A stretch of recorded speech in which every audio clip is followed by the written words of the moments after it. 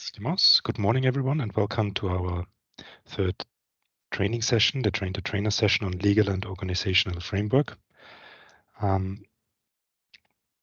Today we will have, the recording is started, and today we will speak about the legal and legal and organizational framework. On the next slide, you can see that this is we have established some housekeeping rules, so the microphones should stay muted if you don't want to ask an urgent question. You can raise your hand if you want to ask questions during the presentations or in the Q&A part. You can put your camera on if you have a stable connection and if you want to appear in the recording. You can always put questions in the chat. We will try to answer them during the Q&A session. If you want them to be answered immediately, please remember to raise your hand and ask them. Then we can interrupt the speaker. So if it's for understanding, then I recommend raising your hands. This meeting will be recorded and we will publish all the recordings and the materials that we have shared during this presentation and session today on our project website in the Knowledge Hub.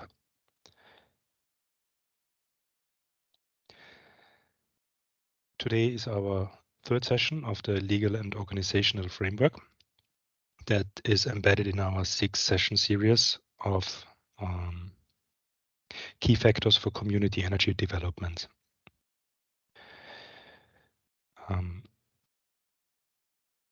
Today, we will focus on legal and organizational frameworks. This session will provide insights and knowledge about the legal and organizational aspects related to the establishment and management of energy communities and energy efficiency services.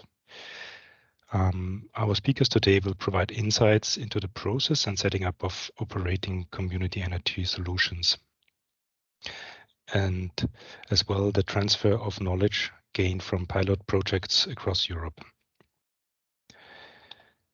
In the agenda today, on the next slide, you can see that we will have a sound selection of speakers. Serjan from RESCOP will start and introduce in the beginning on the European Union's definition of energy communities and the implementation of related policies at the national level. Next, we will hear about the setting up of community energy one-stop shops by Marta, and followed up by Herbert Hemis, who is gonna introduce the planning considerations of the city of Vienna in their so-called climate neutral zones, how they are going to boost the development of renewable energy solutions in the heating and cooling sector. So, and in the end, we will have a short wrap-up session, and after each presentation, we will have a short Q&A session as well. But now, without any further delay, let's hear it from the experts and welcome Serjan, who's a project manager at RESCOP. He will give us the EU definition of energy communities and an overview of the national implementation. So please, Serjan, you can take the floor. And thanks for participating in today's session. Thank you very much, Matthias, for the introduction. Just a very quick confirmation if you can see my screen. Yes. Yeah, we can. Excellent. Thank you very much. My name is Serjan Vidojevski. As mentioned, I'm a project manager at RESCOP EU. Today I will be discussing the EU definitions of energy communities in more depth, comparing them, and then talking about the national implementation, the enabling framework, the transposition to national level, and all that entails. I understand you already had a presentation via RESCOP EU colleagues, so I hope the beginning won't be too repetitive. But very briefly, we are established in 2000 2013 as Rescope EU, as a Belgian non-profit association. Today, to grew to be the European Federation of Citizen Energy Communities and Cooperatives, still known under Rescope EU as our official name. The image that you see on the side that says that we represent over 1.5 million, now already grew in the last several months to be close to 2 million citizens and over 2,500 cooperatives. And we are already approaching towards 20 employees. So just with the growth of our Brussels headquarters, we also see the increase and the growth of the citizen energy movement, and especially of the cooperatives and the communities that would like to jointly cooperate and contribute for the energy democratization of the European Union.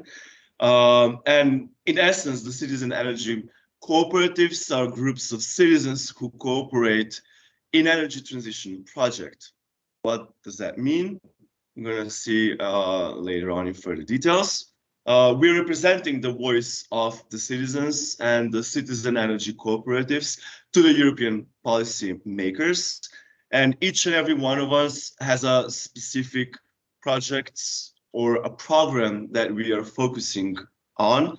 So for instance, myself, together with my colleague Felix, we're in charge of the citizen-led program and district and cooling systems. So we are working closely with the cooperatives who are providing or developing retrofitting services and working on the development of their district heating and cooling systems in a cooperative way. We are supporting the startup of new cooperatives and providing trainings, educational materials, different kinds of supporting services. We are facilitating international exchanges and cooperation. And most importantly, we are promoting the Rescope business model throughout Europe, extending further from the European Union. And as four well-defined objectives, we are representing the voice of the citizens and the energy cooperatives, as said. We are supporting the establishment of the energy cooperatives. We are facilitating the exchanges, and we are promoting the business models. And these very four well-defined objectives are in our status and our daily drive for all the activities that we are doing. And very brief overview of all the different cooperatives that are members of Rescope EU. Again, we should update the map. This one is from last year. We are already seeing growth and members who are very active, coming from Croatia, much more from Greece as well, Hungary, Poland, the Baltic states as well. And the different cooperatives who are our members are working in several different areas. So we have production, we have supply, we have distribution, we have IT services, we have electric vehicles sharing, financing, and citizen-led renovation. Some of our members, some of the cooperatives are involved in more than one of these programs. So they're contributing that much more in their local and national context to the energy transition in the region. And what are the benefits? So discussing the definitions and then the business models. I would say we first need to start by talking about the benefits of the citizen energy ownership, because from there, then we would see how that translates into the definitions and into the business models that are being developed. So first and foremost is the circularity and the contribution to the local circular economy. So the revenues from the local renewables to meet the local needs remain locally. As we saw from the table previously, we are discussing about supply, the other type of services, the education, renovations, district heating and cooling, but also addressing energy poverty in a local level. And I would add here in this part that goes especially through the citizen-led renovation services or the retrofitting services when we are talking about energy poverty and district heating and cooling. Because when a cooperative would provide such services, and when a member state has enabling framework to give the energy cooperative or the community the possibility to offer such services, then the energy poverty in a local and national context is addressed in a more permanent way. Why? Because with retrofitting services, securing cooperative heating, for instance, especially, of course, during winter months, then we are alleviating the issue of energy poverty in a more permanent way. So I often like to say that the energy cooperatives and the programs that fall under citizen-led renovation and heating and cooling are the backbone of the local energy transition, especially. And then, of course, we have the democratic community ownership and the empowerment of the local community. And I would say this goes hand in hand with the circular economy on a local level. And of course, the direct economic benefits for the participants, the energy bill savings, the return of investment, etc., etc. Then we have public acceptance. So this is something that is of a huge, huge benefit when we are discussing citizen energy ownership, because we see still to this day resistance, wind opposition groups, even all kinds of questions that go against or doubts the deployment of renewable energy projects. However, if we empower the citizens to take ownership through energy cooperatives of the renewable projects that are being deployed in the region, for them to develop them themselves, then we won't have the issue of the public acceptance. And of course, we have the promotion of uptake of clean energy technologies and the benefits to the energy system. And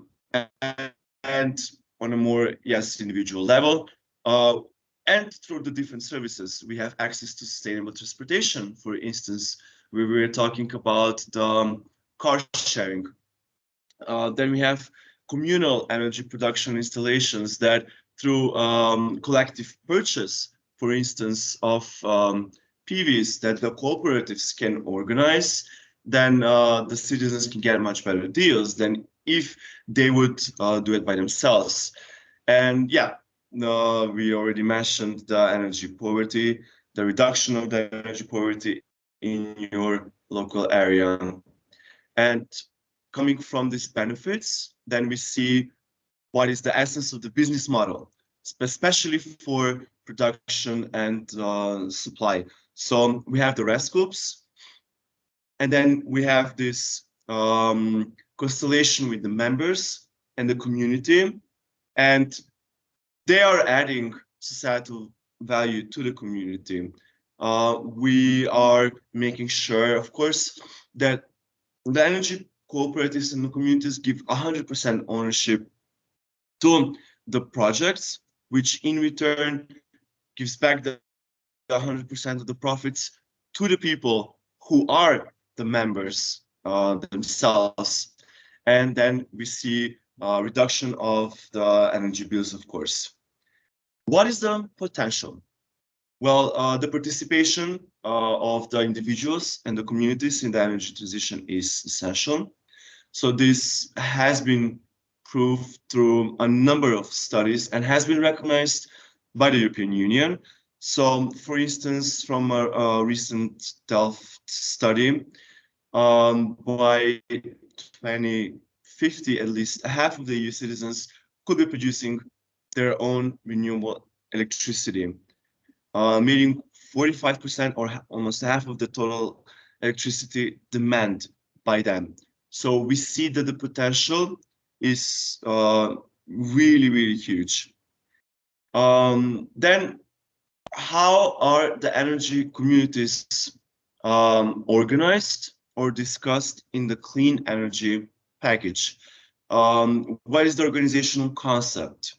So probably all of you know about the definition of the citizen energy community and then the renewable energy community. So these are two concepts that often overlap in many areas. And visually, maybe we can represent them as you see here on the graph. So the renewable energy community, in essence, would be something that will be focused more on the renewable energy. Whereas then the citizen energy community, it encapsulates what a renewable energy community is and expanding it towards the inclusion of the aspects of citizen ownership or the ownership of the community. However, the citizen energy communities often also expand outside of just renewable energy, as we saw in the table that I shown earlier, because of the very different services that the citizen energy communities can offer. There we see this bigger possibility of the concepts. But in essence, both citizen energy communities and renewable energy communities are legal entities for non-commercial purpose, open and voluntary membership, emphasis on the economic participation of the citizens, and effective control by the members engaged in the energy sector. By effective control, of course, we mean that the voice of the members is really heard and respected. And then a note here is that for the renewable energy communities is the requirement for autonomy. And then comparing them side by side of how they are literally mentioned is that the renewable energy community is a legal entity that in accordance with applicable national law is based on open voluntary participation. So all these different aspects that I mentioned. And the shareholders or the members are natural persons, but they can also be small enterprises or local authorities, including municipalities. So this is in the definition for the renewable energy communities. However, in the citizen energy community, then we have that the primary purpose is to provide environmental, economic, or social community benefits to its members or shareholders to the local areas where they operate, rather than to generate financial profits. So here we see the differentiation because in the renewable energy communities, we would have small and medium enterprises, who of course would be interested for some profit margins, whereas the citizen energy communities, then their focus should primarily be the benefits over the financial profits. And then we have in the last paragraph the expansion and the engagement in generation, including the different renewable energy sources, the distribution, the supply, consumption. However, also expanding towards energy storage, energy efficiency services, in which the programs for citizen-led innovation and also district heating and cooling can fall under, and then other services such as the charging of electric vehicles or car sharing, for example. And then further on, as we are trying to dissect and understand the eligibility, for instance, in the citizen energy communities, we see that the members can be any entity. However, the emphasis would mostly be, or the let's say, what we advocate for is to be natural persons. And then specifically for renewable energy communities is the local authorities inclusion as well, and the SMEs.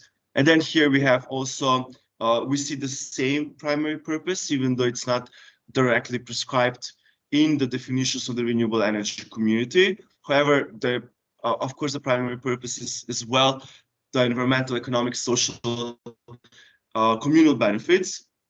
And then we have the open and voluntary membership and the democratic governance and ownership, more or less, is the same. With the difference is that the renewable energy communities must be autonomous. However, for the citizen energy communities, there is there is no autonomy principle, but rather the decision making powers are limited to the members not involved in large scale commercial activity and where the energy sector does not constitute a primary area of the economic activity. Uh, and again, comparing them through a different graph, we see the slight differences in their organizational participation in the activities across the market. So for the citizen energy communities, we can discuss about self-consumption in the market, electricity generation, immobility, supply, public grid distribution, other services, and energy sharing as well. However, then when the citizen energy community encapsulates the definition of renewable energy communities, then we can focus more on renewable energy source generation, district heating and cooling, self-consumption, the sharing, and anything that has to do more precisely linked with the deployment of renewable energy sources. Uh, how this is then transposed by the member states. So already on EU level, we see that there are a number of complexities that can come out of these definitions. Uh, However, there are a few requirements when it comes to the transposition. And then in itself, it means that the different member states can give different interpretation based on the national context. So, for instance, the member states regarding providing the enabling framework, which is a must. So this is not something that it's an option, but it's something that the member states have to do. So they have to put in place an enabling framework that is going to have the characteristics of these definitions. So they have to put in place an effective legal, regulatory, and administrative framework that creates favorable environment. And they have to make their enabling framework in such a way to create a level playing field so that citizen energy communities can participate across the market. And then the third important aspect of the transposition is the support schemes. So why the enabling frameworks are needed? Because they're addressing the different barriers that the citizen energy communities are facing. So the barriers can depend on the activity the energy communities is engaged in. However, here I would add that also the national context can play a very important role in it. Some of the examples, and there are much more than the list we prepared with my colleagues, is lack of access to finance and information and expertise. Specifically for this, for example, we are working at RescoPU on development of the financing tracker that you can check out on our website, rescope.eu. Lack of available space to land for siting production, then unclear situation around the grid, including the different procedures, available capacity, or even ownership, lack of the clear duties, roles, responsibilities of every single stakeholder that is involved in creation and maintenance of citizen energy communities, the lack of technical infrastructure, lack of clarity regarding remuneration and pathways, and lack of support for vulnerable or lower income social groups. So here again, we see the need for enabling frameworks, because we would also have the addressing of energy poverty through the citizen energy communities. You have But then 3 minutes left. Forward, excuse me? You have 3 Comment? minutes left. Thank you, thank you. So what would make a national framework enabling? And then we see that the member states must include policies that are covering the unjustified regulatory and administrative barriers, that they're not discriminatory, that the communities are not subject to discriminatory treatment in regards to their activities, rights, and obligations, and the access to finance. So I would mention these three from this slide. And of course, I would have the presentation available for you to check out in more details. But in reality, that means really to make sure that the national frameworks are providing the access to the information, to the schemes, special attention to the regulations, etc., etc.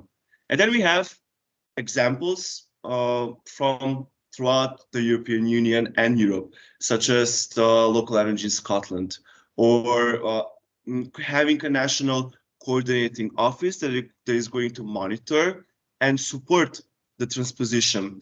And quite often this is done by the national agencies, for instance. And then what is very crucial for the capacity building of the local authorities is the two aspects of participation and supporting.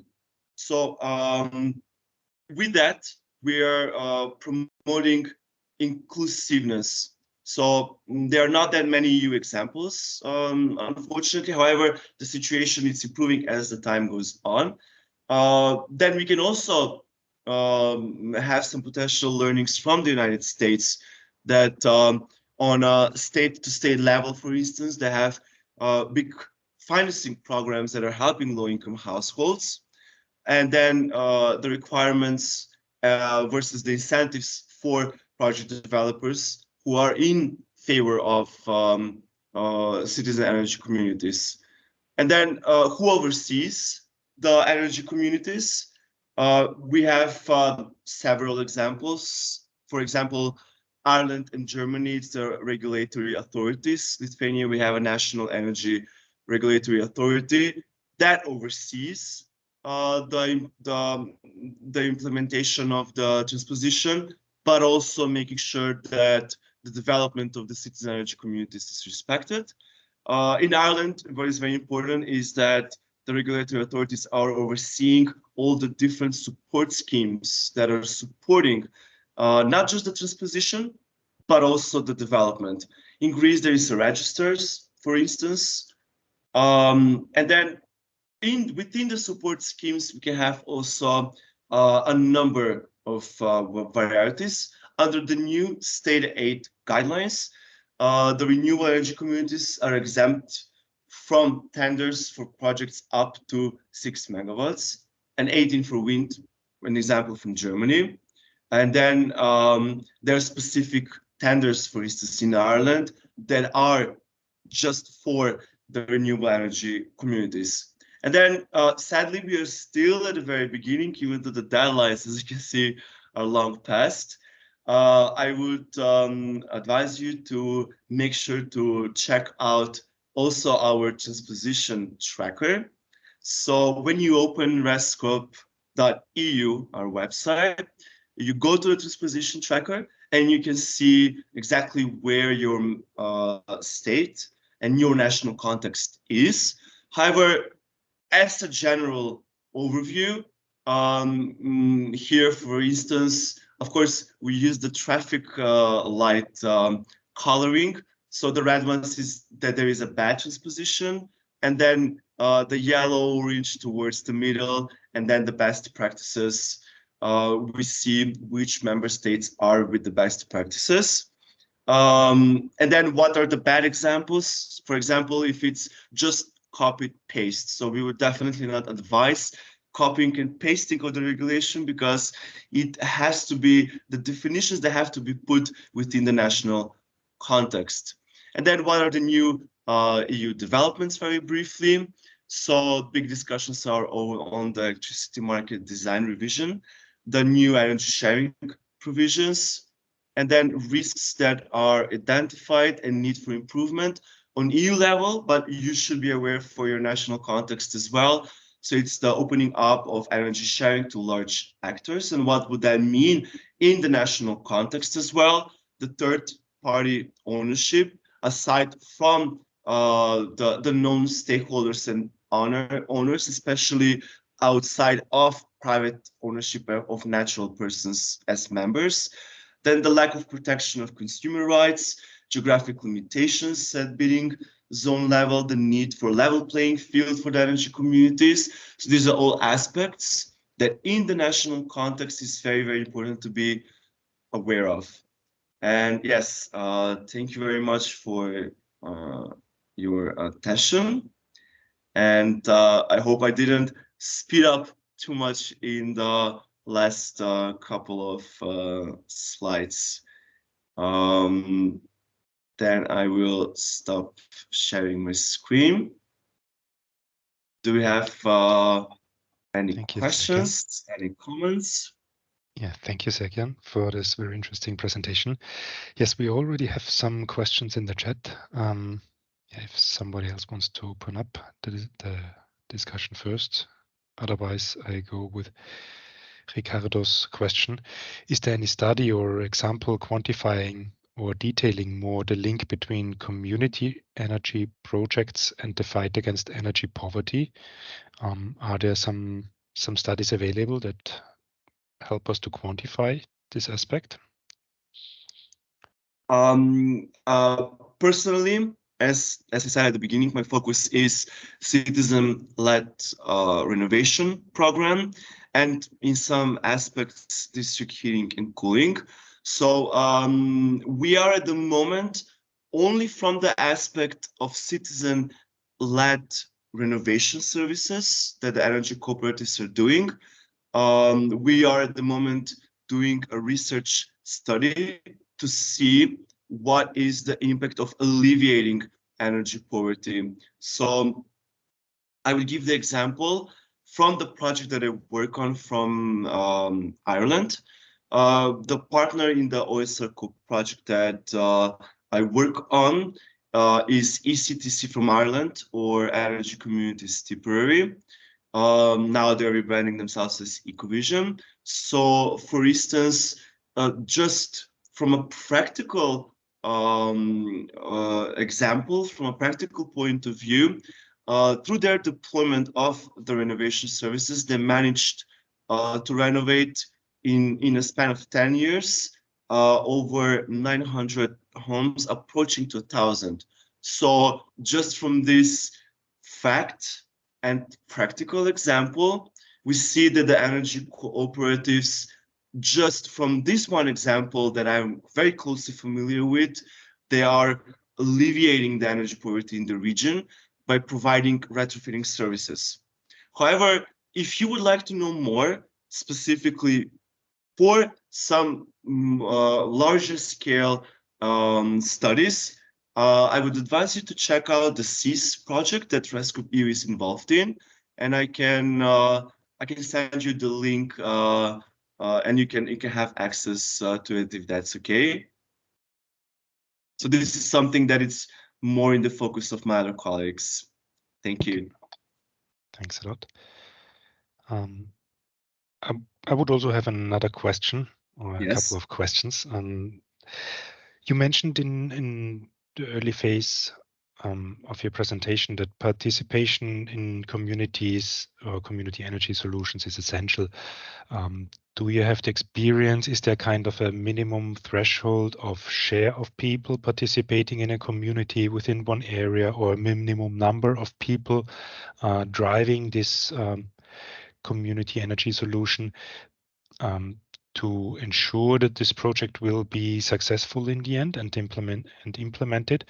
Or can this vary very much in between? Or do you have you identified some kind of a minimum for Unless the minimum is prescribed by the national law, technically and practically speaking, there should not be a minimum threshold of participation.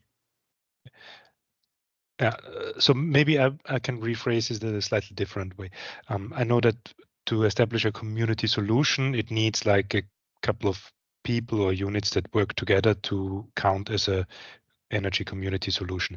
But at the beginning and setting up the process, to have a vital process, would you recommend to have one person driving this process, or should it already be like 5 people driving this process to engage a crowd and a community large enough to implement the solution then in the end? If you have like a 20 unit household where you would like to establish a community solution, is there a percentage or something like this that you could give us advice? I would say that definitely it's much more favorable if at the very beginning you are at least several persons. So if there are at least several people or households. Why? Because that would make sure that the larger community is engaged as well. However, also not necessarily. So I will give an example. I'm not sure, is there anyone from Serbia here, perhaps? There is the example, even though Serbia is not a EU member state, and they did not have a favorable legislation whatsoever. However, with time, Elektropionir, and why they call themselves Elektropionir is that they are a pioneer in Serbia for a community energy project that grew to be a big cooperative. So you can read more about them in details. But how they started is literally 2 people that have been living in the Netherlands for quite a bit of time, and then they decided to move to Belgrade. When they moved to Belgrade, and when they realized that compared to the life in the Netherlands, they don't have the same possibilities of installing rooftop PVs, just producing their own energy, they just discussed with the people in the building, and they said, well, we have to find a way. So they were pushing to get a permission, and then initially they got a very special exemption for their little communal project, and that inspired the community on a much larger scale, and then everybody started to become members and get involved in Elektropionir, and it grew to be from the first energy cooperative in Serbia to now this being a carrier of a number of projects. And what they did is that they shown that even in a context of unfavorable legislation, they shown that the bottom towards the top approach can have results. So there is really not a rule. However, it will be favorable if there are a few persons. For instance, last week, I was in North Macedonia, where I originally come from, in Skopje. And over there, the new provision says, as a candidate member state, the candidate member state, they also eventually would have to transpose, so they're advised to do it in the process of negotiations. So what they did in North Macedonia is that they limited the minimum to be 6 persons that can be part of. So I would say that it's advised to start with a bigger number, but then also it should be not necessarily always the case. Okay, thank you. I don't see hand raised, so I will continue with the questions in the chat and move a little bit towards the policy. Yes. The question, in your opinion, which article is the most likely to be different from one member state to another in the transposition, or is there something that is more similar in the transposition, or are they all completely differently transposed? Well, I would say that a bad transposition would be if you just copy and paste them. And usually those in the transposition tracker that are marked with our red traffic light color is those that often would just copy and paste international laws, but then it wouldn't fit.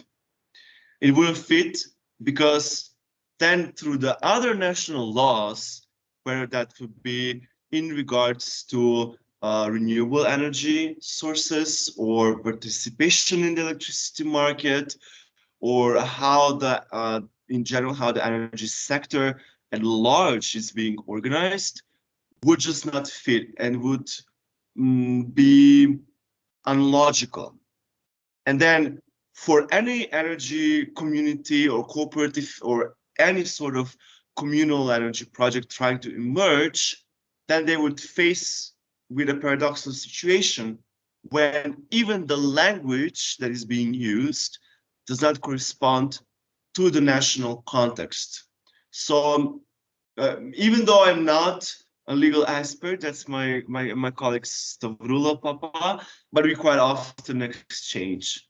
And what I know from her work and Josh's work, who is our senior policy advisor, is that it's very, very important also the question of the language. How it's translated literally in the national language, and then how then it's transposed in the law.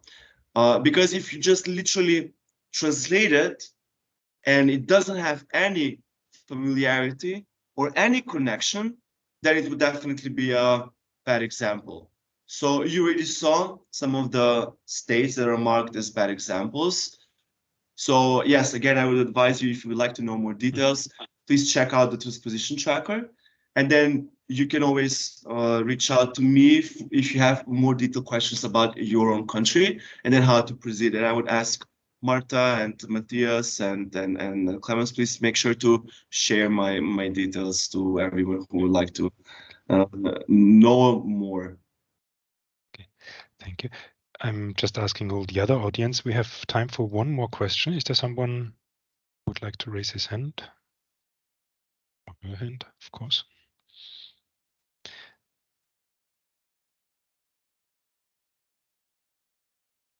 Otherwise, I have one final question, maybe to answer in short.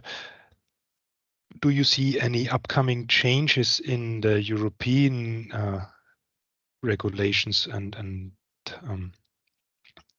on the Renewable Energy Directive, or that might impact the definitions or our work or future work with community energy solutions and citizen energy solutions? Or do you see this very stable and set? I mean, there are negotiations always, but do you see something in this respect that we should consider? I would say that the aspect of citizen participation can already be, it's never safe and sound and it's never stable, but it's at a relatively good level of stability.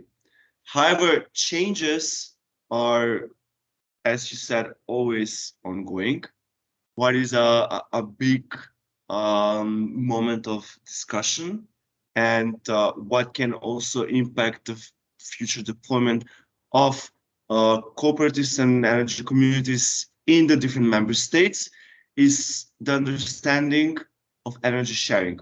So this, at the moment, I think, and in the upcoming period, is going to be the hot potato of both the Brussels lobby and advocacy work, but also how it's going to be understood by the Commission, how it's going to be transposed in the member states, because it has close connection, the energy sharing as a concept, with energy cooperative and community. However, if it's not carefully addressed, then we will have the danger of corporations taking over the concept of energy sharing and then potentially using it to take ownership of cooperatives.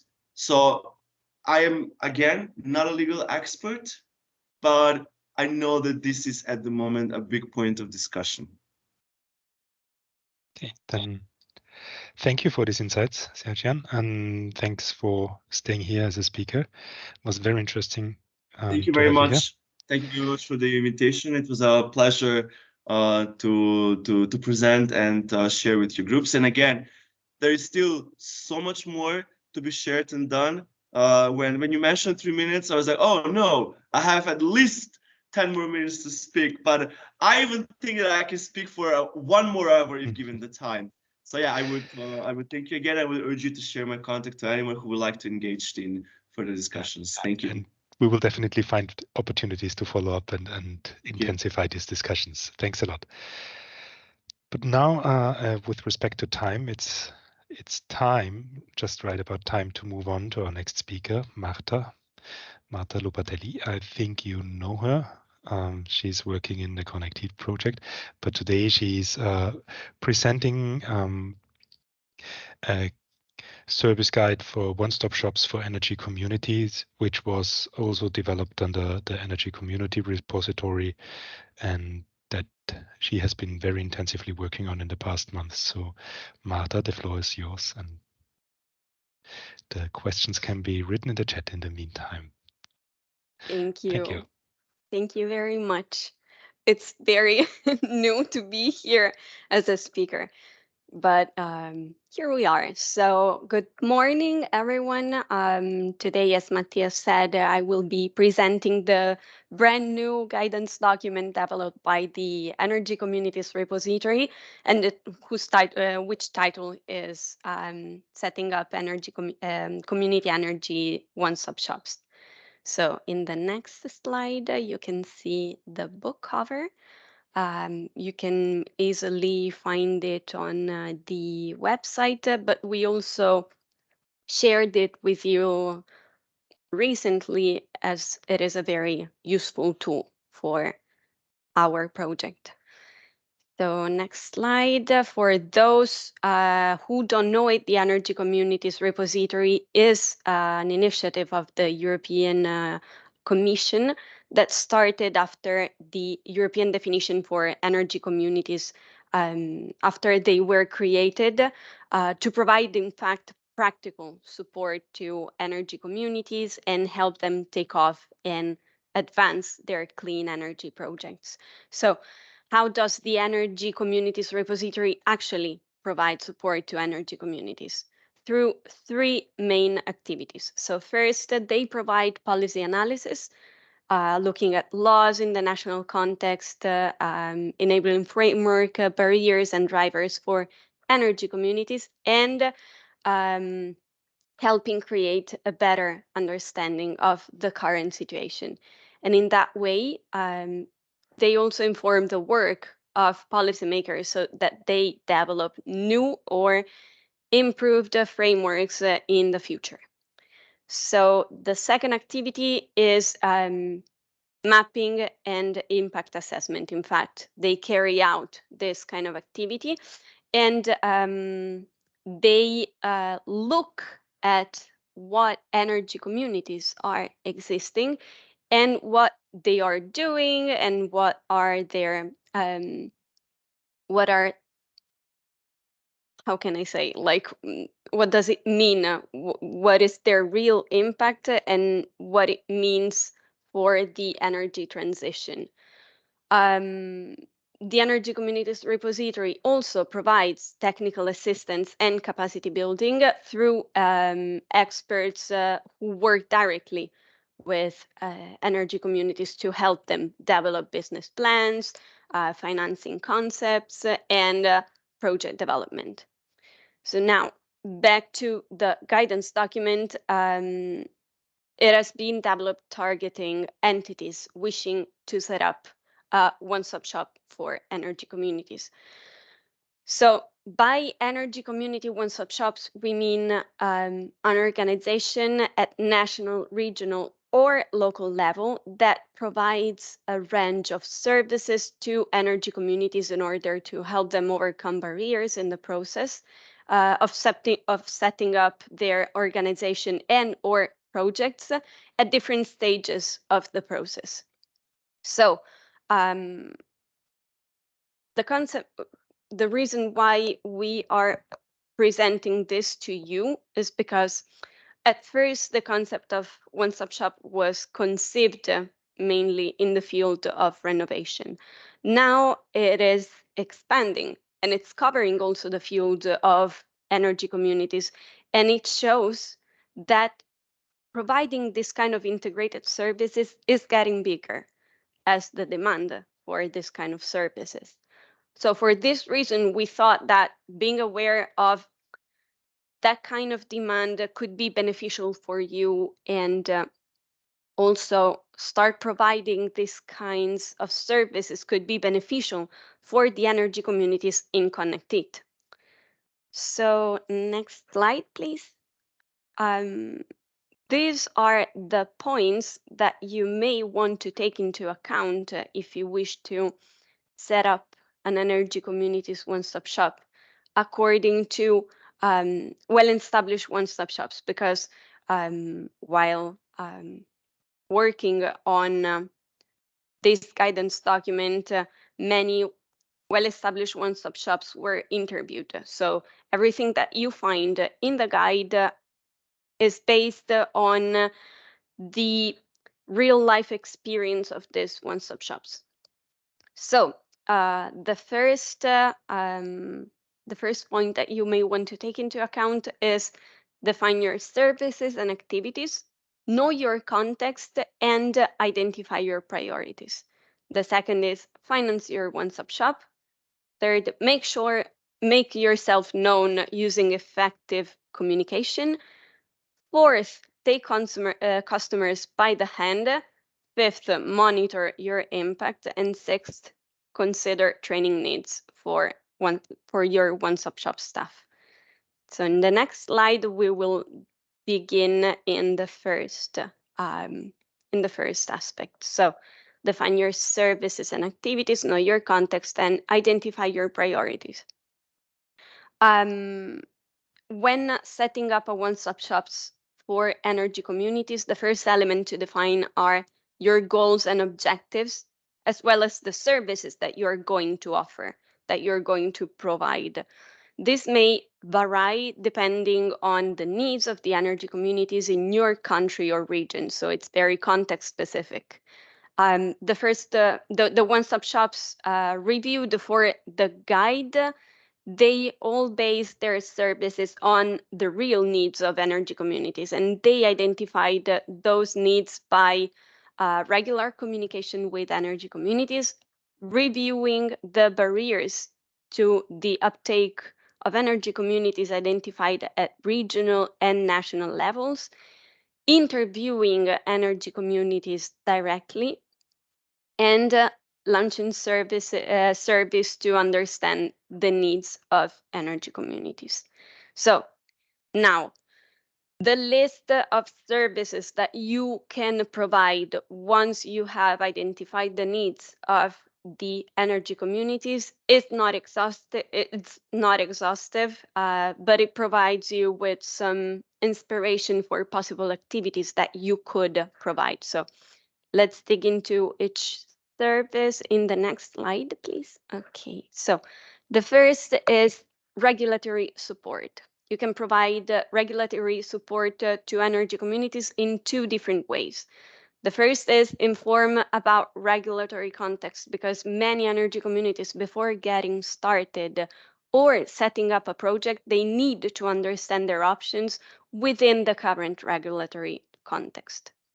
So one-stop shops can help at this stage by providing expertise on the legal and regulatory context, and also help energy communities identify the best legal setup for their organization or project. The second one is support the creation of an enabling regulatory context by communicating the challenges and needs of energy communities to public authorities. The second activity is insurances, as they are key to limiting the risk of an energy community project. So identify or accessing an affordable insurance scheme that is adapted to the specificities of an energy community's. It is actually a challenge, but to overcome these barriers, some one-stop shops are offering insurance contracts to energy communities. In the guidance document, you will find the example of Energy Salmon. They offer a kind of insurance to energy communities, and it supports and advises them on how to approach banks and insurances in case the community prefers an external insurance, or if it may be better served with an external insurance. So the kind of insurance that Energy Salmon offers is the general liability insurance, and it mainly covers property and personal injury for which the energy communities is liable. The third is financing support.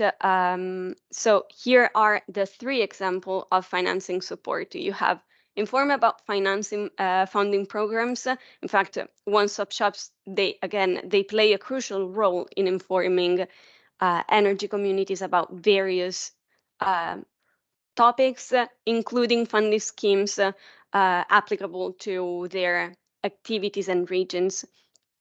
The second example of financing support is support and capacity building for financing concepts. So one-stop shops actively support energy communities in developing financing concepts, providing also guidance documents and personal coaching, and also training sessions. So as a matter of fact, building capacity within energy communities is a key aspect of one-stop shop's assistance. The third is financing to energy communities. So in some countries, one-stop shops have developed grant programs for energy communities. So they provide the funding. The fourth is deploying experts into energy communities to accompany a project. And these interventions, they go beyond the establishment of a business plan or an investment concept.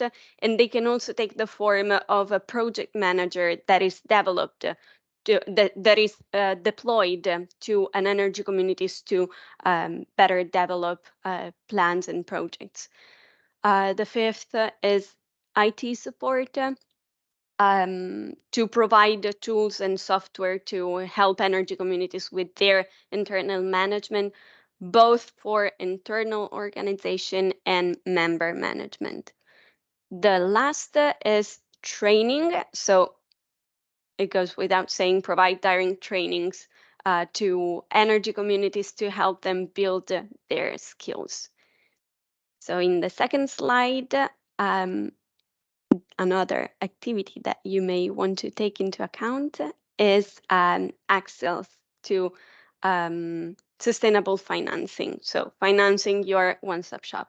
This is one of the key elements for delivering your support to energy communities, and it is unsurprisingly one of the key challenges outlined by the one-stop shops interviewed for this guidance document. So there are different types of funding mechanisms that you may be able to tap into as a one-stop shop.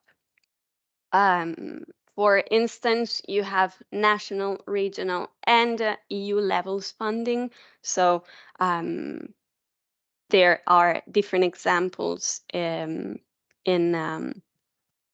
the guidance document. Like we have an example from Spain for the national level funding.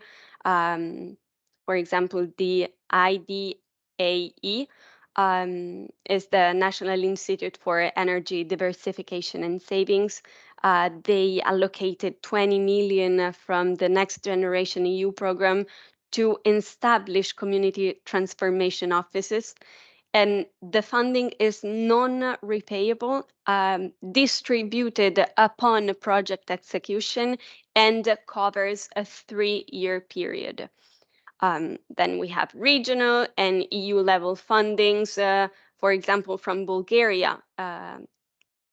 Talking about EU level fundings in Bulgaria, we have the example of Azenovgrad, one-stop shop that was financed by the EU funded Upstairs project. And they, for example, also provided resources for expert hiring. So they hired expert thanks to the funding of Upstairs. Then the fourth example is combining different levels of financing support. This is the case of FAEN, the Asturias Regional Energy Agency, that combined regional, national, and EU fundings to support their one-stop shops activity. FAEN, in fact, receives support from the Asturias Energy Ministry, from the IDAE, from private fundings, and they also participate in EU-funded projects. The last example that I'm sorry, I made a mistake and I left the number 1, but it's 5th example. You can also develop a self-sustaining business model. So you can do as, for example, in the guidance document, you will find the Ozona Energia. They started through Singular's project, hiring experts for 1 year. And they now aim to become self-sustaining by working on a model to monetize services, complementing subsidies received from for their one-stop shop development. So as you see, you have many options to tap into to finance your one-stop shop. The next slide is make yourself known using an effective communication. This is another thing that you may want to consider, as reaching a target audience is key to being able to provide your services to energy communities. And there are some activities listed in the slides that can be an addition to the traditional communication approaches like websites, newsletters, social media brochures. And according to the experience of existing one-stop shops, the approaches that have generated impactful results are like partnering with your local, regional, or national government. And this, in fact, highlights the significance of regional or national governments backing for successful outreach. The second is building and capitalizing on partnerships. So you can use different channels, including announcements on the municipality's website or interviews with the deputy mayor in the local press and TV, or promotional brochures and newspapers publication. So these are all examples that you can find in the guidance document. The third is advertising in public spaces. So such as transport facilities and festivals for advertising your one-stop shop services. We have here in Brussels the example of Home Grade, and they actually put some advertisements in the Brussels metro. So yeah, you may also want to even set up temporary information stands at public events and fixed. This is very important, having a fixed physical office as effective outreach strategies. So this is the fourth aspect, the take the consumers by the hand. It means that it is very crucial for your support, for the support that you're providing, because it can determine whether a community reaches its objectives through your support or if they feel left alone. So here you have in the slides an example of a negative customer experience. So it leads in the end to the community giving up on your support. In the next slide, you have the example of a positive customer experience. So you see the deployment of experts. You see a continuous contact between one-stop shop and energy communities. So these are all aspects that you may want to take into account. In the next slide, you can see the customer journey. So you have the step one, that is the entry point where usually energy communities initiate contact. The second step is needs analysis. So you start a process to understand energy communities' requirements, and also you have to prioritize community needs as it is necessary for an effective action planning. The third step is expert support, bringing in experts based on a clear understanding of community needs and priorities. And lastly, evaluation, because in this way you can also seek feedback for continuous improvement. So this also is key. And also is key to adjust over time. Okay, these are the fifth and sixth aspects that you may want to take into account. The monitoring your impact, it will help you gain a better understanding of the effectiveness of your service offer and identify areas for improvement. And the sixth and last is consider training needs for one-stop shop staff. So the effective implementation of one-stop shop services depends on the capacity of the staff to understand the regulatory and economic context in which energy communities operate, as well as the internal functioning of energy communities. And we have to consider that energy communities are still a relatively new actor and topic for many energy experts, and there is a significant and important need to train the experts that will deliver the one-stop shop services. So next slide. This is for you to have on your radar some energy communities one-stop shops and some one-stop shops in your countries. So in the countries of our pilot areas, in Belgium, for example, you have Grade, in Bulgaria, Asanovgrav, in Croatia, the shares one-stop shops that was operated by Regea. Then in Italy, there is the AESS, the Agenzia per l'Energia e lo Sviluppo Sostenibile, and finally in Spain you have Ozon Energía and FINE. So this is for you to have them on your radar and see what they do if you want to take inspiration. This is it. Thank you. Thanks a lot, Marta, for this presentation.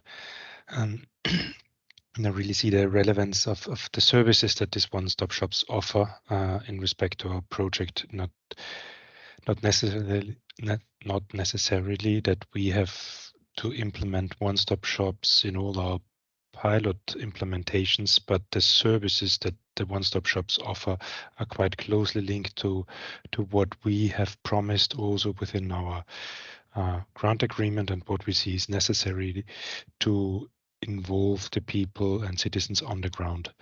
And I think we can learn a lot from this approach, how this is set up for ourselves. Exactly. One doesn't need to end up defining themselves as a one-stop shop necessarily, but knowing that there is the possibility of providing this kind of services is very important, I think, for the development and continuous improvement of energy communities. So I would now open the floor and invite everyone to ask questions. I've got one from Ricardo here in the chat. If you want to ask it yourself, or I can also read it. Okay, yes. Maybe I ask it because it was a bit long, but just to understand. So, of course, one of our key problems regarding energy communities for heating and cooling is also make these kind of communities known, let's say. So I was wondering whether the one-stop shops from this point of view could be not only for answering, let's say, some questions by the communities, but also to teach a bit the communities about the fact that there's also heating and cooling. So kind of if they come for getting advice on energy communities because they are building, for example, an energy community on their territory, then the one-stop shop could be, from my point of view, also a way to say, okay, look, don't forget that there is also the topic of heating and cooling there. And maybe you have good opportunities because you have good sources, because you have a good heating demand, for example, or you have waste heat available in some industrial. So I was wondering whether this can be interesting. For example, in Denmark, we have this example where this support is given by a different actor because there is a very strong district heating association. And in that case, it's that association that is giving support for the energy communities that want to implement heating and cooling. So I was wondering whether these one-stop shops could do more or less the same function, the same role. So this is a sentence that you will hear me saying over and over through the while answering your questions. One-stop shops are very context specific, so it depends. My basic answer would be it depends. The thing is that, as I was saying, it is the energy community that usually approaches the one-stop shop. So it is the one-stop shop that has to make itself known, okay? And then the energy communities approaches them with specific needs and requests, and it is up to the one-stop shops to answer these needs and address them. I don't see why not the one-stop shop could advise them on possible activities that they may carry out. But it also depends because, for example, an energy community can approach a one-stop shop because they are working on a project. Okay. Like, for example, look at our example. So we are working on heating and cooling. We approach a one-stop shop because we need guidance and help and support on heating and cooling. And then the one-stop shop suggests another kind of activity that energy community may be suitable for. Yes, of course, they can carry out that activity, but in that specific moment may not be their priority, or, you know. But yeah, sure, I think they can. Maybe I can add on here one personal experience. I've been reaching out to the example that has also been given in the last presentation, the Österreichische Koordinationsstelle für Energiegemeinschaften. So the Austrian umbrella organization of all the energy community support points that have been established on regional level. And I had discussions when we were thinking about developing these proposals and talk to them about their interest in being more involved with heating and cooling communities in energy community solutions in the heating and cooling sector.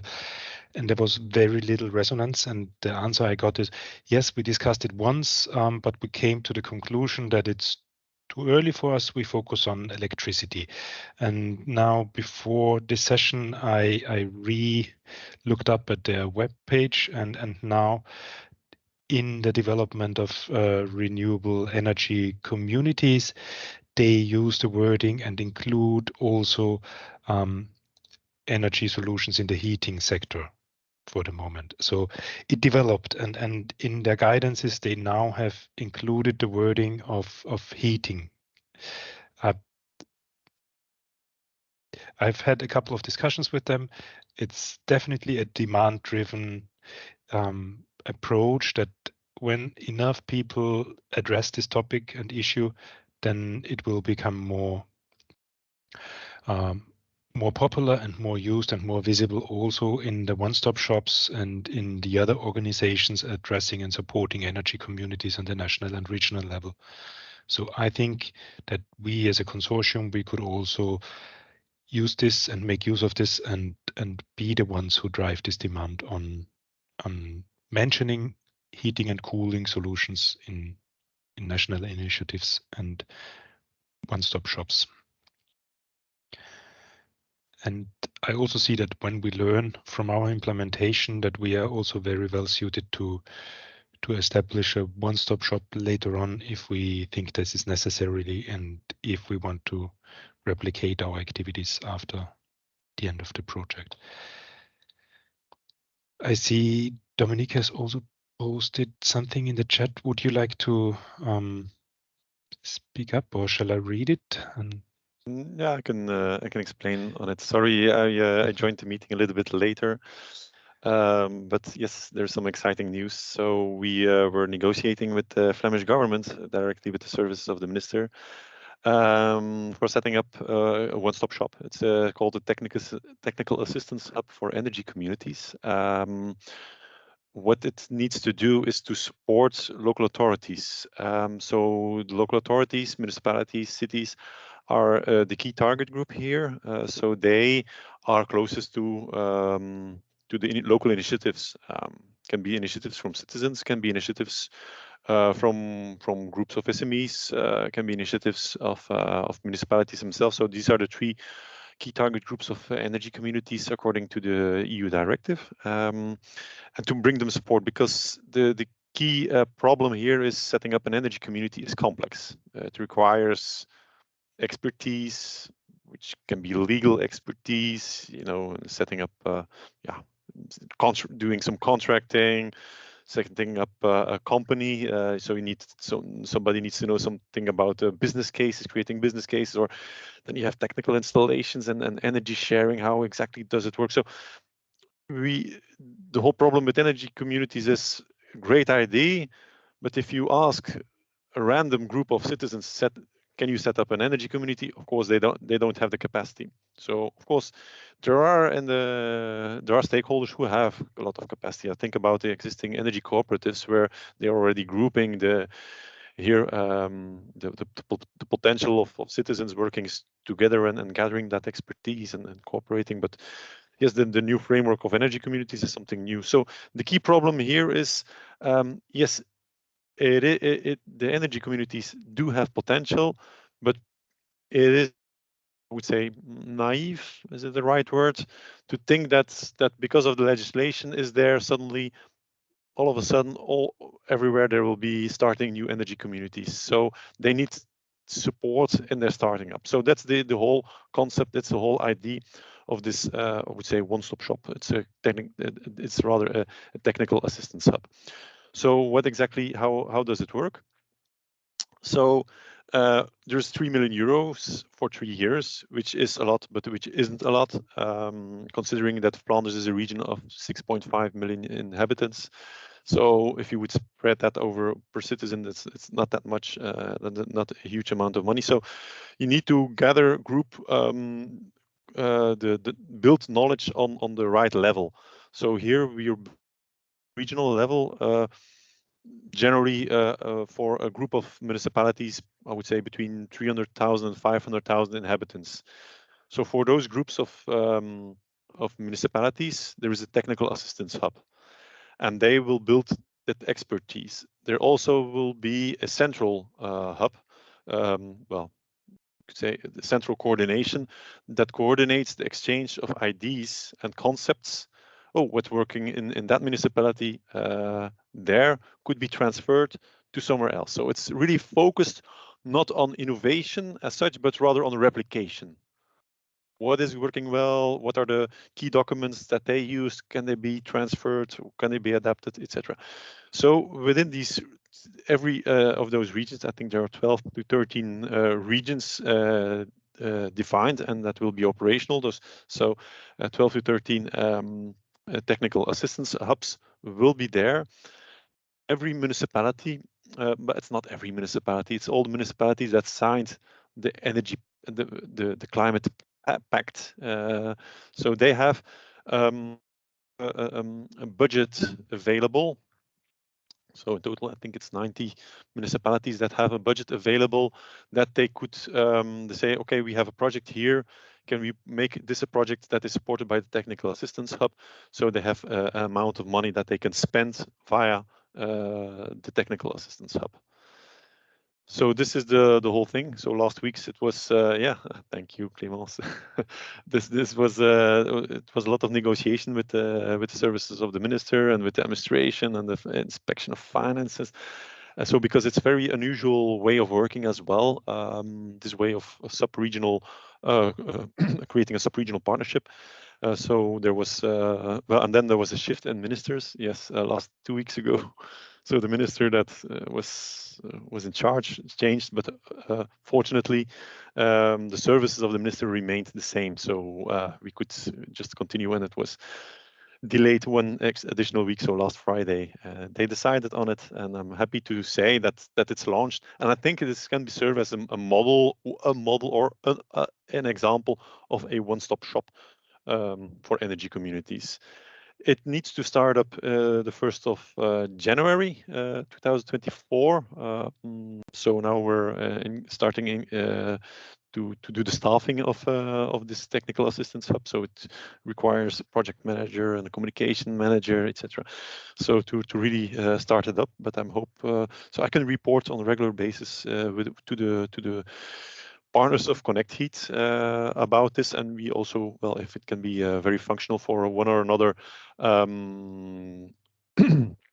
deliverable, I can report on it, on how exactly it works, how the concept is, and perhaps what's the replication potential of it as well, or well, replication potential, or if might inspire others to do similar things. Perfect. Okay, that's about it. Thanks a lot for elaborating on this. Congratulations to this recent development. So, I would open the floor if there's one more question before we go into the break. If somebody has a question for Dominique or for on the one-stop shop topic in general.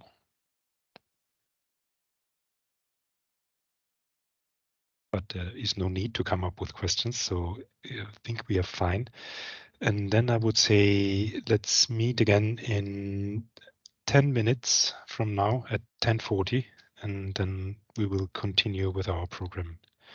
Let's see. Herbert should connect in the meantime, so we should be fine by then. See you in 10 minutes. Perfect. So welcome back after the break. I hope you could take a minute to grab your full new coffee. And let's welcome our last speaker of the day, Herbert Hemis. He's an urban planner working in the energy planning department of the city of Vienna.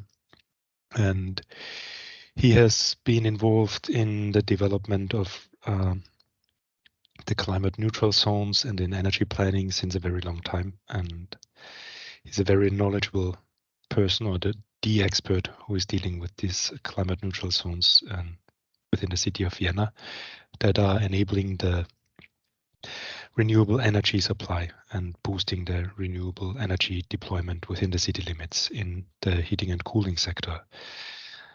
And we are very happy to have you here today, Herbert, as speaker. And I'm really curious to learn about the most recent developments in this respect. So thanks a lot, and the floor is yours. Thank you very much for this very nice introduction. Yeah, so I want to show you our approach in terms of energy planning, especially also what we are doing right now about the energy transition in the heating sector. But I think very important are the insights about the energy, the procedure to develop the energy zoning plans. Maybe will be also quite interesting for you. So as a starting point, that you have some numbers about Vienna. It's an old number. We are right now over 2 million inhabitants.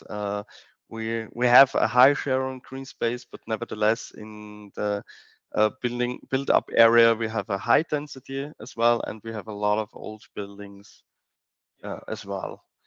If it comes to energy, if you look at Vienna's energy, especially about heating and cooling, we have almost 40% already on district heating, but we have almost 40% on natural gas. So that's for heating and hot water preparation. How about our organization, that you have a little bit of overview where we are? So the red dot signs that we are, that's our department. And we have different administrative group.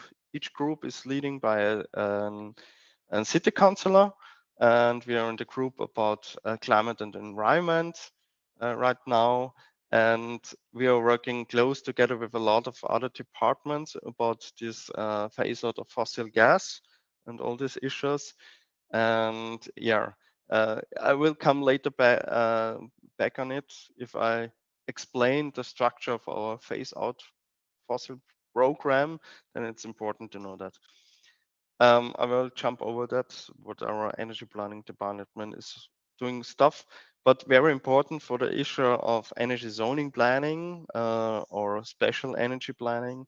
It's very important that we are developed over years a lot of foundations, a lot of basis work, and then we try to bring it more in reality to a starting point with the energy zoning planning concept. So it was approved, I think it's already 5 years ago, and this is part of the urban development plan. So we showed what is the spatial energy planning, what are the most important topics on it, what are the most important instruments and measures we need. And the reason why we did this, if you look on the overall energy consumption, we see that almost the half of the whole energy consumption of the city is aligned to heat. That's more than mobility, and that's the reason why we have to take care on it and action on it. For that, we developed, you maybe already know, we have a smart climate city strategy as a framework strategy. Then we developed the Vienna climate guide. And then that was very important 2 years ago, we had a special concept on heating and cooling Vienna 2040. What is our goals? What are our frames, and what are the measures and the main elements on it? As a very strong beginning on the energy zoning issues was that in 2018 it was decided that we want to separate a new instrument, because we had a discussion that we want to avoid new gas connections in new buildings, and that it is more blend between gas connections and district heating. And therefore we proved a lot of different kind of options and different kind of instruments we can use, and then we see that it is not usable to make it in the existing land use zoning or in the building regulation plans, and therefore we decided to develop a new instruments to make the energy zoning plans, because the scope of the area is different to other urban planning issues, and also the time horizon is very different to it. And therefore we want to give the possibility everyone in certain areas, in the case of new buildings, that they can use district heating. But in these areas where district heating for new buildings are available, can only make district heating or another alternative renewable solutions. So in these areas, it was not allowed to take gas anymore. And here you see a screenshot of one of these energy zoning plans. We made it district by district. We have 23 districts. So we have right now 23 energy zoning plans. And maybe you ask why we make the zone over the building stock, if it's for new buildings. The reason is that in these areas, district heating is already available. There is a very good capacity on it.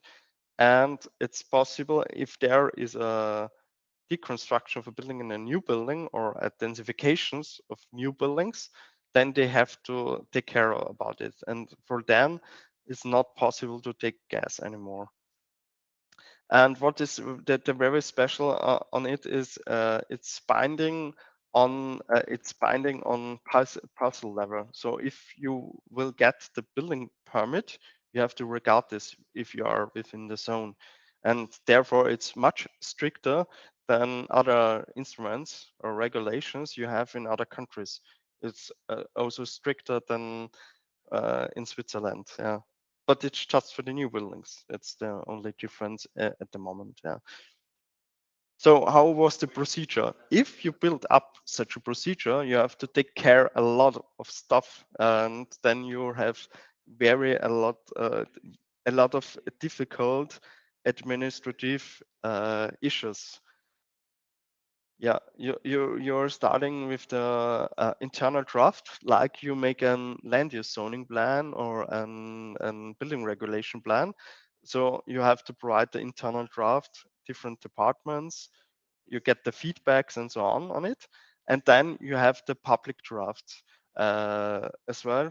So you have 6 weeks time that everyone can make their comments on it and so on. And then yeah, but the very big difference to other land use zoning plans is that we have to make the notification on the EU level, because it's a technical regulation, and that was the reason why we have to take the notification for each of the energy zoning plans. And then finally, we get the city council resolution. And it was not possible to make all energy zoning plans in one stage. Therefore, we decided to make a group of districts and group by group.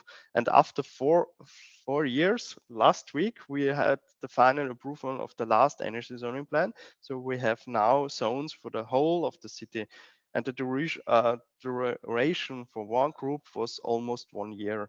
And as you see, to build up the procedure, and you have to count at minimum 2,000 manpower hours that you have to use to make one group of up to 4 to 6 districts to do this whole procedure, because you have to make a lot of administrative stuff as well.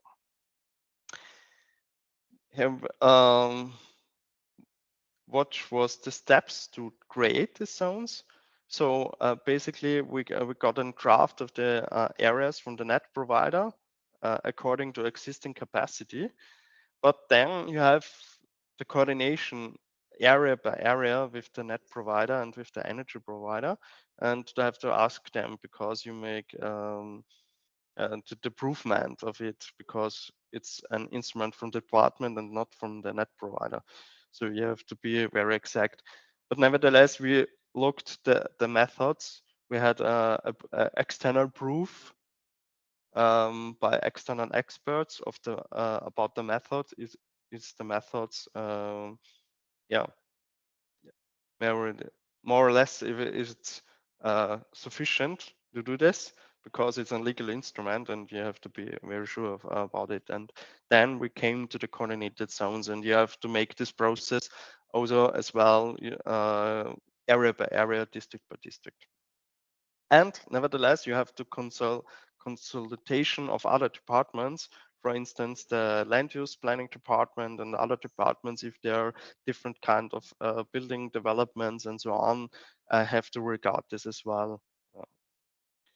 Then finally, if you go more in detail, we have in Vienna the situation, we have the central district heating has primary pipes, and these primary pipes are has a high temperature, they are a bigger dimension and so on.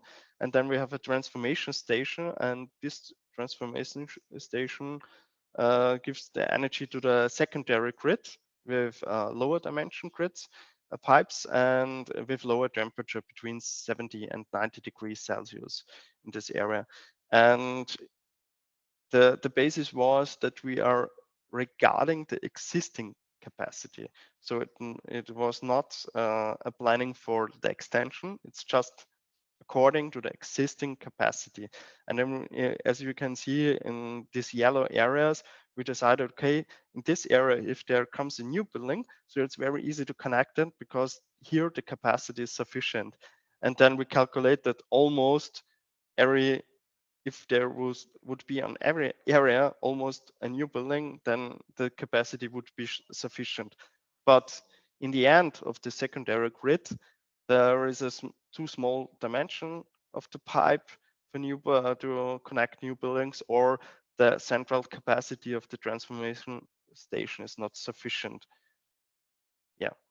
So finally, it's also an economic issue as well.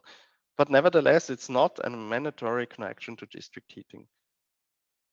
But in these areas, you have less possibilities. But in the case of new buildings, right now you have the possibility for to use shallow geothermal energy.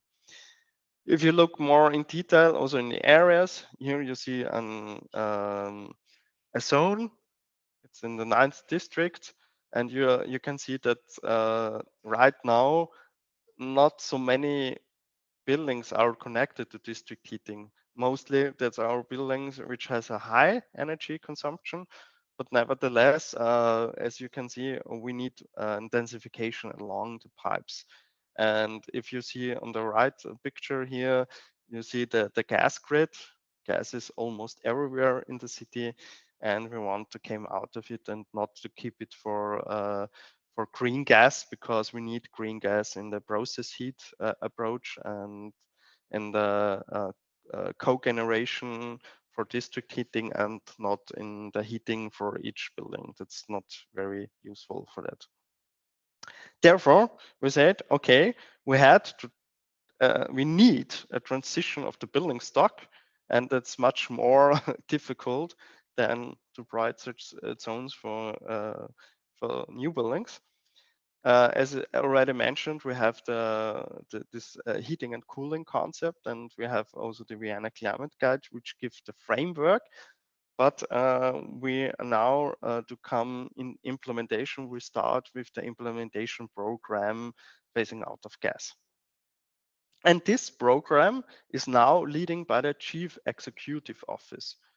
And they try to make all these coordinations over all departments together, also to involve the Climate Executive Office, but also to involve the public utilities, the public energy provider, the public net provider, but also other institutions. Therefore, we have 4 different parts of the heating transition. So we need a framework for the technical solutions, we need communication, we need the changes and adaptations in the legal framework, we need the adaptations of the subsidies and the fundings, but we need also measures on the labor market and as well on the databases. And therefore, it's blurred because it's very internal. It's the program structure. So we had a lot of phases, and in each phases we have working programs, we have working groups. And for instance, one of the phases is phase out of gas of the public buildings. Or another group is to install a monitoring system that we can measure our progress. And another group is 100 projects phase out of gas, innovative projects outside of the district heating areas.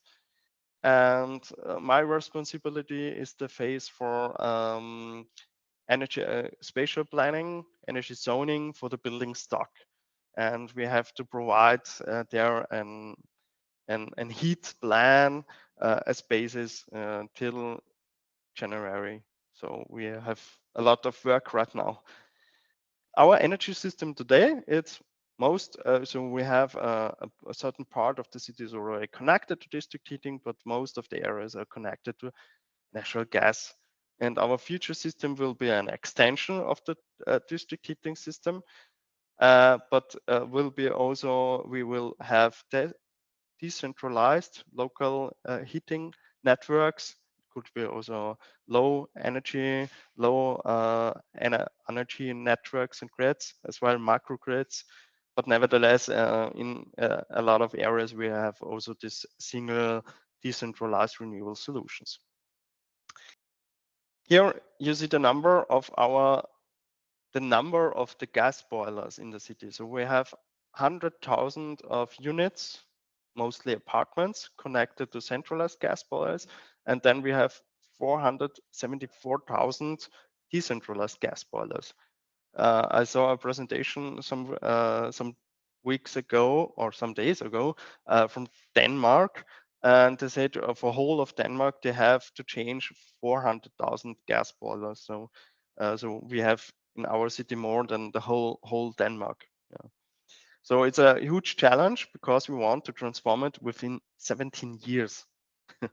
Yeah, therefore we have to do a lot. And for that, one important starting point is also to get an idea what is the decarbonization type of buildings.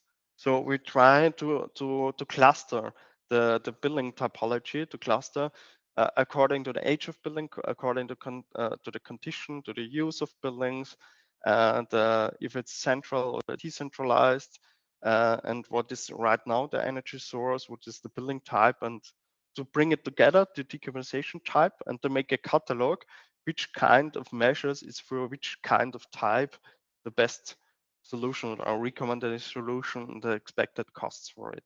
So that is one thing what we are working right now on it. Yeah. Then very important for us, if it comes to the question where we should get district heating, then we had the heat density. And here you see the existing district heating grid, but also the heat density. But that's not all. We need also which buildings are already connected. We need a little bit more details to the district heating system. then we have this heat density on the building block level. And normally here you see some numbers. And normally, if you're more than 400 megawatt hours per hectare and year, it's sufficient or very sufficient for a central district heating system. And we have here in Vienna a lot of areas and building blocks which has more than 1,000 megawatt hours. So in the city center, it's more than 2,000 megawatt hours per hectare. So it's very sufficient. But what is the best alternative to district heating? The best one is shallow geothermal energy. To use the energy from the surface, from the soil, up to 100 meters with energy probes. And therefore, we made a study, a very detailed study, where we can set energy probes, this energy boreholes for the shallow geothermal energy in the whole in the whole city. So also on the public space, because it's allowed in Vienna to make energy probes there, the public space, but also in the inner space. And we regard all kind of infrastructure, regard a distance to the building, regard if you are inside the building, you can make the borehole up to 60 meters. If you are outside, you can make it up to 120 meters because it's of the size of the drilling vessel, and so on. And then we calculate all this stuff to each building block, to each parcel. What is the potential of shallow geothermal energy? And then we bring all the things together. We regard also the protection areas where the refurbishment will be very difficult and so on. And if we bring all this together, then we see where we really need district heating and also where we have alternatives as well. And then we calculate also scenarios, how is the development of the heat density. And this all together is our basis where we recommend right now where district heating should be available, where we have high heat density also for decentralized heating networks and heating grids as well, and where we need single solutions. Yeah. And You have 4 minutes left. okay, thank you very much, because I'm right now on the end. As a starting point for the extension of district heating, we have 4 pioneer areas of our energy provider.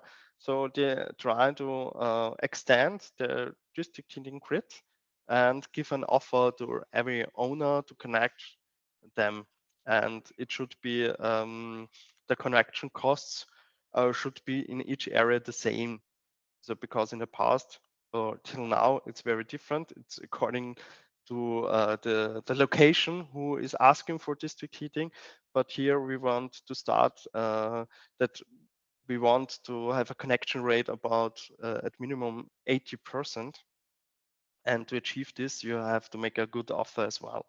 And now we try to get insights and experiences. If you extend here in each area the district heating grid, how is the connection rate, what is the reaction on it, how fast it is going on, and so on. Yeah, here it's just for information to download the concepts as well. Yeah, and we was not looking only just on Vienna case, so we are also in an European project, Decap City Pipes, with other cities. That was the reason why we were last month in Brussels and in Rotterdam. So we have a lot of interesting cities. We are working who are works on the same issues as well, and we are in touch and to update us as well. And in this project, we had also great some roadmaps, heat and cooling maps, and the roadmaps how we come there. And I can recommend also to look on the website on this project. Maybe there are some interesting insights also for you. This project will finalized till the end of the year, and the final report till February. So you will find there a lot of interesting stuff as well there. So this was just my recommendations. I will jump over it, but I think maybe you have some questions right now. Thank you, Herbert. Very insightful presentation, and it shows a lot the potential basically for establishing heating and cooling communities. Like when you say in Vienna you have got 480,000 gas boiler units installed, I assume then there will be approximately 900 something thousand potential participants in these heating and cooling communities if you want to do it on a community level solution. Thanks for your insights and also on the planning process. I would like to open up the floor if to the participants for questions. And in the meantime, I wanted to ask you one, what I have a couple of questions. Of course, like the others know me, I'm always the one who is actively asking and cannot even stay put as moderator. So you've mentioned this gas climate neutral zones. They target legally target only new constructions and holistic refurbishments of buildings. Is this and the second part of the presentation was on the strategy how to phase out gas until 2040. Is this also legally binding for the homeowners to phase out at a certain extent? Or how is it with buildings that are not holistically renovated or refurbished, or existing buildings? How do you push them to follow these phase out plans? So maybe as you already know that we had this renewable heat law in Austria, which is not coming in a version which we would need. So there is no legal basis that is binding that the fossil gas will stop for heating and cooling in the private sector. Then so we have this problem. There's no right now legal basis, and if we provide their district heating or other solutions and nobody is enforced to connect, so then we will not achieve our connection rate we would need for such systems. And we know already from a lot of examples that subsidies and fundings are not sufficient to get the connection rate or to have this phase out till 2040. Yeah, so it's nice, but you have to connect it to each other. And without this legal issue, yeah, we have a lot of problems to do this. But nevertheless, we try to figure out, because we as a city of Vienna, we are also a province in Austria, and we have legal power. So the Special Planning Act and the Building Code is, for instance, the responsibility of the province. So we can make our own law, but we cannot regulate all this stuff over the building code. So we have tried to figure out if there is another possibility. We will definitely need a new law. It could be a climate protection law or something like that. And now we are proving with our legal experts it's possible to go over there. But nevertheless, you have less possibilities to transform in a short time without legal binding regulation. Okay, maybe as a follow-up, do you see, as we've discussed it also beforehand on from the perspective of one-stop shops, do you see that implementing activities for energy communities in the existing support facilities of the city of Vienna for one-stop shops on or energy communities in respect of heating and cooling and the change of the energy supply system in buildings as an option, or is this already an ongoing measure that now the Koordinationsstelle Energiegemeinschaften is pushing towards heating and cooling solutions, or is supporting you with heating and cooling solutions as well? To be honest, so energy communities, maybe it's easy to make it our solar energy or renewable electricity, but in the heating sector, I could not imagine that a lot of people will do it and a lot of institutions will do it by themselves. So we still miss such a structure. beyond the public energy provider who make most of the supply of the city nevertheless. But I seen there till now no procedure or no way to get different kind of providers to have a solution for different kinds of areas outside of the district heating areas, the centralized district heating areas, because I think no energy community will make it like in Denmark.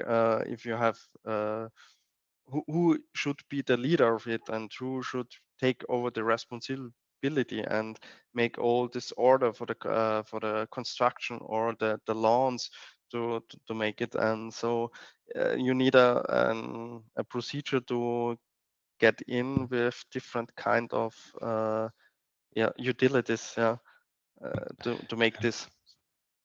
What I was also referring, I'm sorry for hijacking all the question and answer session, but I was also referring to the block renovations that have been ongoing, where basically then geothermal solutions were established. Is this a model that worked well, like the block renovation in Lechenfelder Gürtel? And is this a kind of a testimonial or role model that is seeking for expansion, or from a city's perspective? So they are seeking for expansion nevertheless, but they need a lot of preconditions, and you need a stakeholder who push this and all the time and get owner on board. But I know it also from a housing association, Sozialbau. So they try to make the same, and they had a lot of negotiations with owner around the area, and then finally they had 8 owners, and in the end 3 are lost. So they want to make a small grid for 3 existing buildings. And I see that it needs so much effort and so much time, and also time resources and money and so on, that I think that will be only in some single points. Maybe there you will have these innovators who will do this, but it will be the exception and not a general model. It's too expensive as well.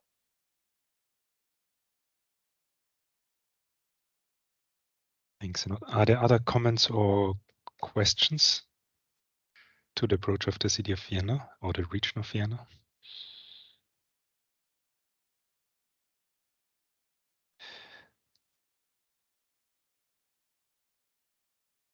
Rogerio, yes, please.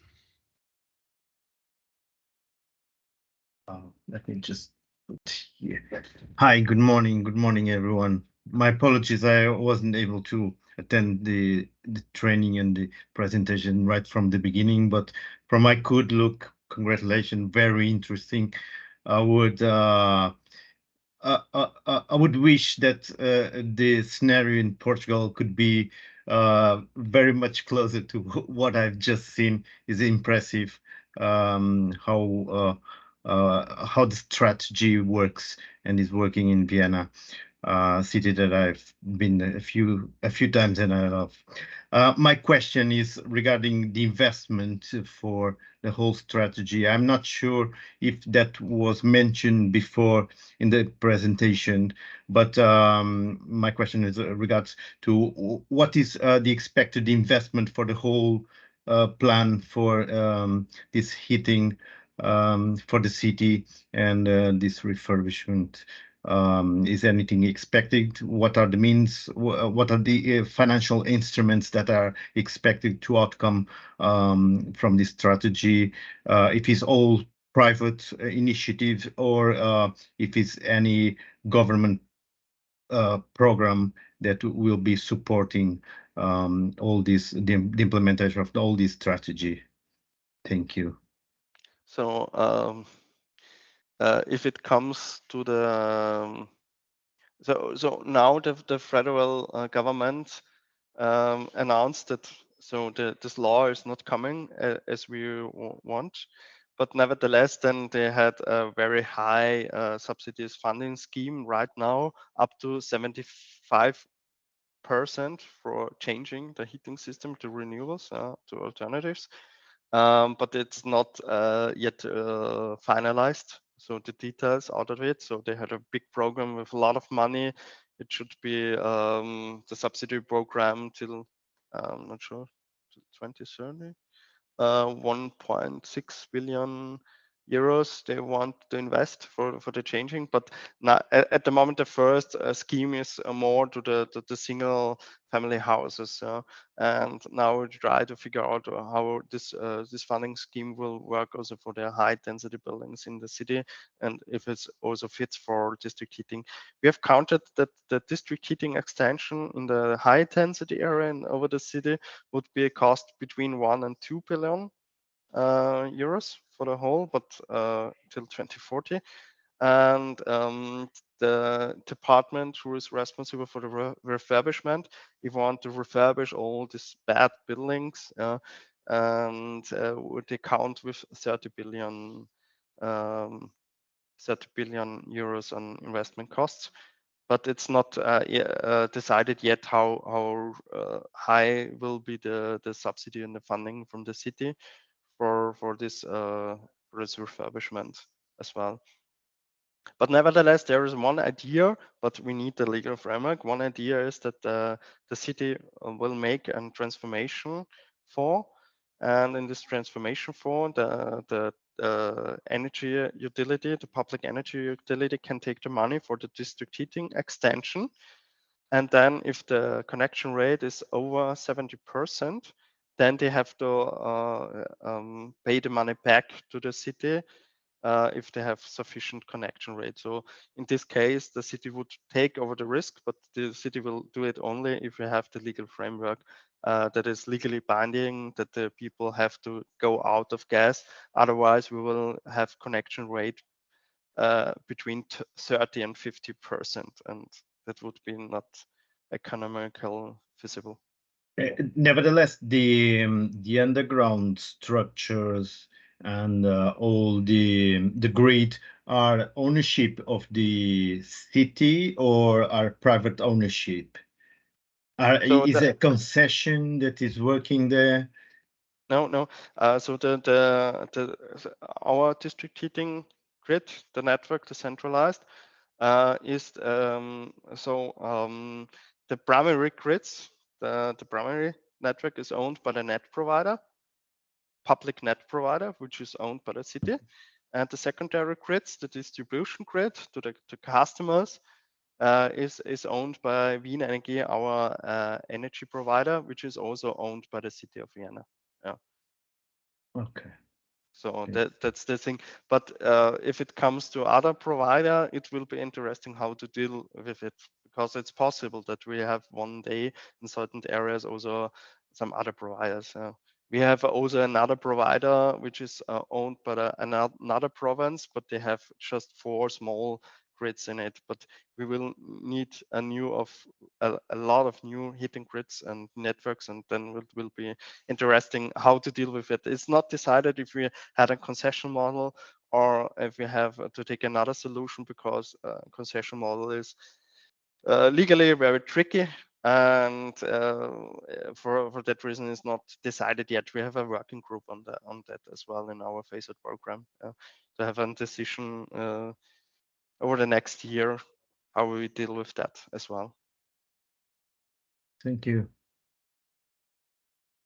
Okay, thank you all. I think you could take a maximum one more question if someone is still interested. Otherwise, I assume we will still be able to follow up with you, Herbert, if there's something else popping up. Yes, feel free to write me, to contact me. Okay.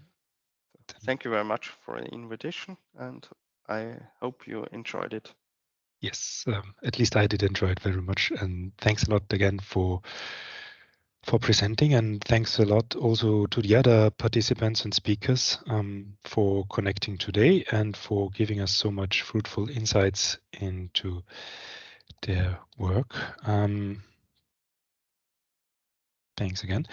I would like to follow up with us and wrap up with some small technical details first.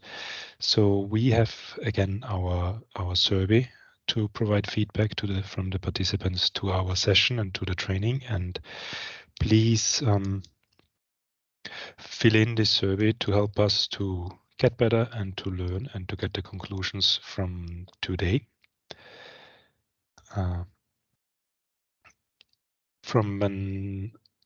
We will share the link to the survey in a minute in the chat, and also in the follow-up email that you will receive as soon as we have published the recordings and the materials and the presentations on our Knowledge Hub.